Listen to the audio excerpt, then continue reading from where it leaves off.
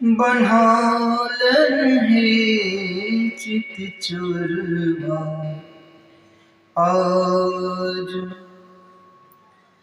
बन्हालन है चित चुरवा आज।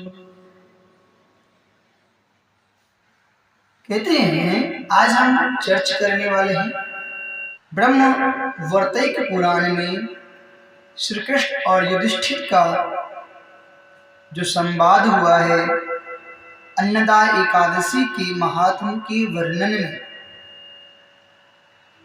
आज हम उसी अन्नदा एकादशी के महात्म पर चर्चा कर रहे हैं। कथा के मध्य में युधिष्ठिर महाराज ने पूछा, क्योंकि आज एकादशी है ना, युधिष्ठिर महाराज ने पूछा, हे कृष्ण, हे प्रभु, ये जो भाद्रपद मास के कृष्ण पक्ष में आने वाली एकादशी है, उस एकादशी का नाम क्या है? कृपया विस्तार से आप वर्णन करें।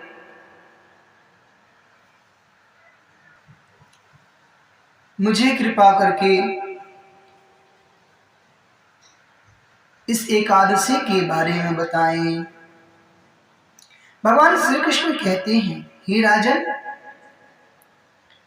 सब पापों को नष्ट करने वाली इस एकादशी का नाम अन्नदा एकादशी है, जो सभी पापों को नष्ट कर देती है। इस व्रत का पालन करके जो कोई भी भगवान ऋषिकेश की पूजा करता है ना, वह सब पापों से मुक्त हो जाता है। बहुत पहले हरिश्चंद्र नामक एक सम्राट थे। वह बहुत ही सत्यवादी थे। अनजाने में किए गए पाप के कारण और अपने बचपन की अपने वचन की पूर्ति के लिए उन्होंने अपना राज्य गंवाया। इतना ही नहीं है युधिष्ठिर, धर्मराज, पत्नी तथा पुत्रों को भी बेचना पड़ा। हे राजन, उस पुण्यवान राजा को चंडाल के पास सेवक बनकर रहना पड़ा। फिर भी उसने सत्य की राह नहीं छोड़ी। चंडाल के आदेश पर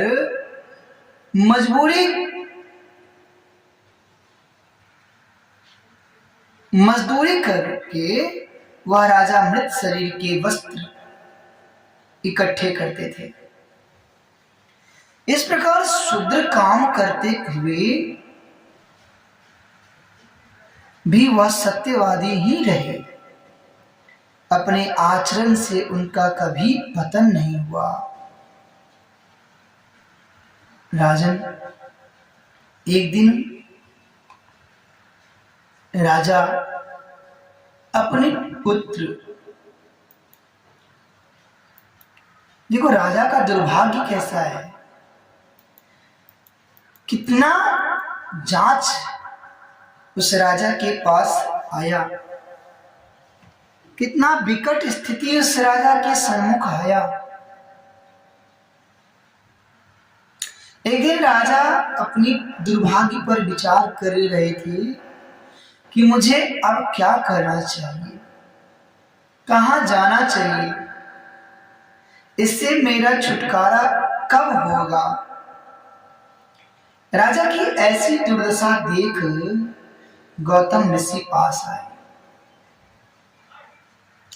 ऋषि को देखकर राजा को विचार आया कि केवल लोक कल्याण हेतु ब्रह्मदेव ने ब्राह्मणों को निर्माण किया है।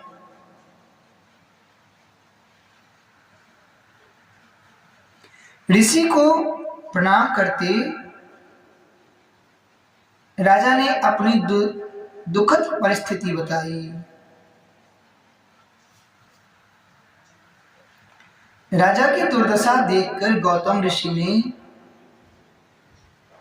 विस्मय से कहा, हे राजन, आपके अच्छे कर्मों से जल्दी ही आपका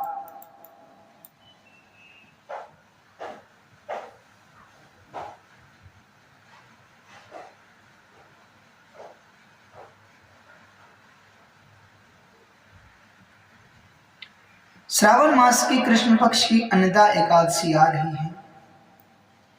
इस दिन व्रत का आप पालन करें और जागरण करें।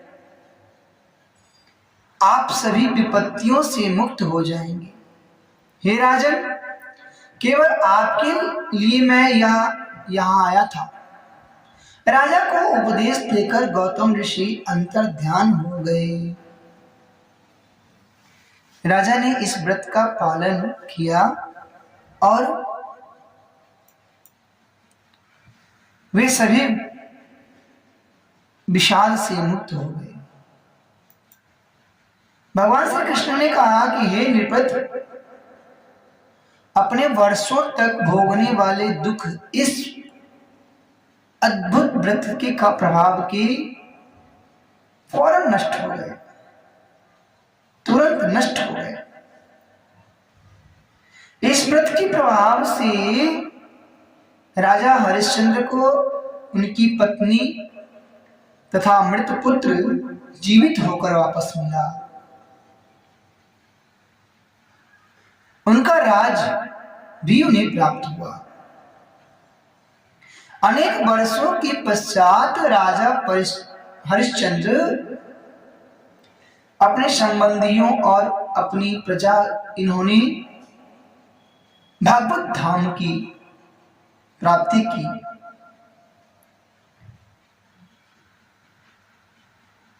हे राजन, जो कोई भी इस व्रत का पालन करता है उसे आध्यात्मिक जगत की प्राप्ति होगी। जो कोई भी इस व्रत का महात्मा श्रद्धा से सुनेगा अथवा पढ़ेगा उसे अश्वमेध यज्ञ करने का पुण्य प्राप्त होगा। इसलिए हे राजन, यह अन्नदा एकादशी व्रत श्रावण मास के कृष्ण पक्ष में सभी सनातनियों को, धर्म संपद को, सभी भक्त प्रेमियों को अवश्य करना चाहिए।